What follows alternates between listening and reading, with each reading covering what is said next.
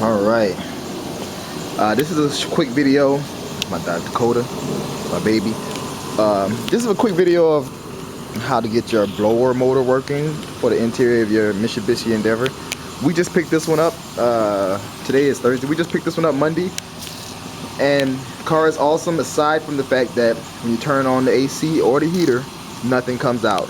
It just does nothing. When you turn the knob, you can hear a small amount of noise, like zzz, zzz, like it's blowing, but it's not really at all.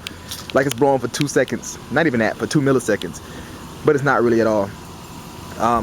So again, this is a 2005 Mitsubishi Endeavor.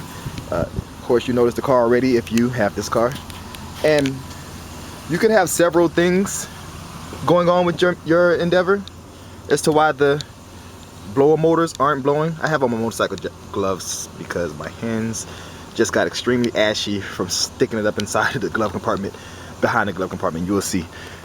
But you have several components, all of which aren't terribly expensive, on eBay and other places. Now, the particular part that broke, that went out and caused my problem, was the blower resistor.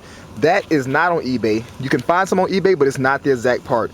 You need the part that has the large gray area on the back of it, and I'll actually show it to you in a second. But you could also have, actually let me get my light. You could have several problems, one of which would be the resistor motor, the blower resistor, which is what was my problem. And the other one could be your fan, which is right here up under the dash. You see it right there, 12 volts on the side of it.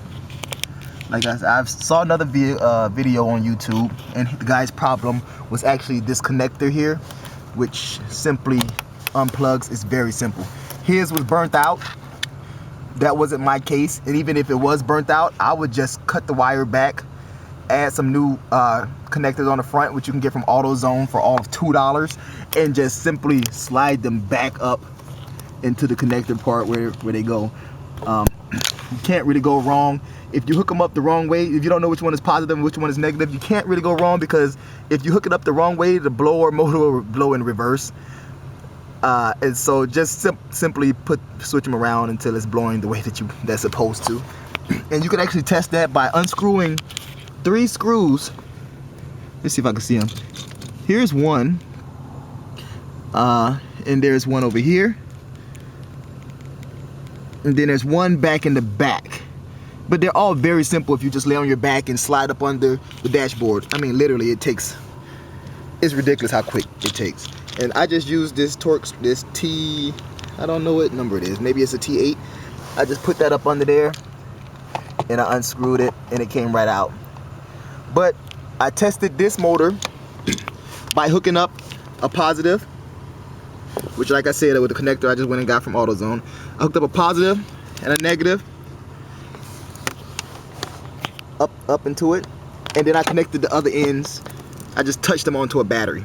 I touched the negative onto the negative, and the positive onto a positive, to the positive end of the battery, and it kicked on strong, very strong, so much so that it fell out my hand. So make sure that someone else is holding it firmly for you while you're testing it. I was holding it, but not holding it tight enough, and it kicked right on. So that was that. The blower motor was working just fine. So I went into the glove compartment and unhooked the little wire that was there, and squeezed the sides here so that it can come out past this metal bracket, and then it just drops right down. Now, normally there's a extra panel here that you have to unscrew with 1, 2, just really 2 screws, and then it pops out. Actually, let me show you, because I have it sitting here and I have to put it back in. I'm showing you this, guys, after I put everything in and confirmed that the transistor was my problem. But so this is the part, the big part that is normally sitting in here, and you would just unscrew this. You would just unscrew this and then take it out. It's very simple, only being held in by clips. Use a little flathead screwdriver to pry around the edges if you need to. I actually took this panel here off first, which made it extremely easy. I used the flathead screwdriver to pop this off, I believe, or maybe I just did it with my hand, I can't remember. But it's being stubborn now in video, so I took that off. That allowed me to get to the inside clips of this part. with your 1, 2, 3. It's very simple. It's very simple. I'm probably over explaining it. So after you take that off, you have your top of your blower motor here, and also this is where your cabin filter is. Just like the previous video said, I'm sure you saw it, you can go ahead and score this on the top, score it on the right, and score it on the bottom. Leave the left hinged or the right hinged, whichever one makes you feel better. And then that way you can pry it open and swing it out, and then slide the new filter in. It's a very simple fix also. I haven't done that to mine just because I don't think I have to cross that bridge just now. But let me get my flashlight. But the problem that I had is the resistor motor, which is sitting back there. You see that white clip? That's your resistor motor. Let me show you where it is. Just come out. You see the car? Go into the glove compartment, past the fan, and it is right there,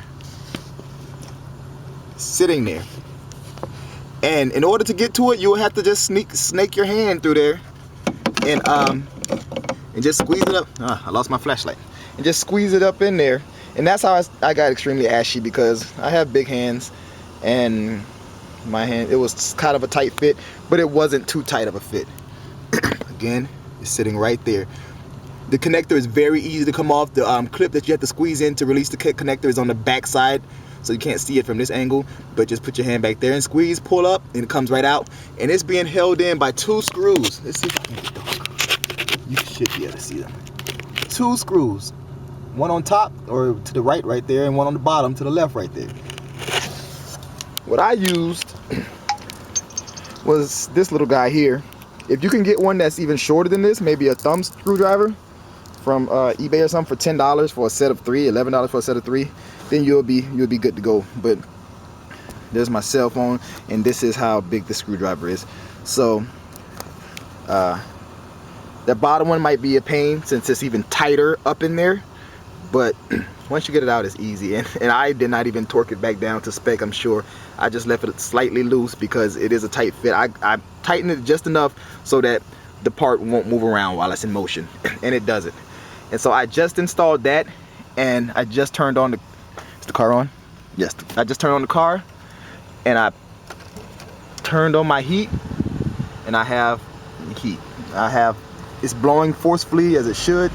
There you go, you can probably hear that. It's blowing just as it should, and this is perfect because my girlfriend and my daughter, this is actually, I bought this for my girlfriend, and she wasn't too happy without heat, especially since it's been 30 degrees the past few days. Now, as far as going to as far as finding the resistor, it was a small chore, but it wasn't too big. We actually got ours from NAPA. NAPA had it for $59. You can't really see that, but $59 total. It was actually $54.99, and after taxes it was $59. But the part number at NAPA is BR271. So check out your local NAPA dealership, part store, and even if it's not local, buy it from them. And it's $100 at the dealership. I think it was like $94.99 to be exact at the dealership. eBay, they have it for $80. Or you can maybe find a junked out Endeavor. There was the serious lack of Endeavors apparently here in Atlanta. So this is my old piece. Can't really tell whether it's good or bad. You can spend time testing this if you like, but I did plenty of research on the internet, and it seemed like this was the culprit, just hands down. So I went ahead and just bought the part, $54.99. Put it in, it drops right into its seat. Put your 2 screws in, plug it up, and you have heat, or you have whatever you want to be blown out of your vents. That is that.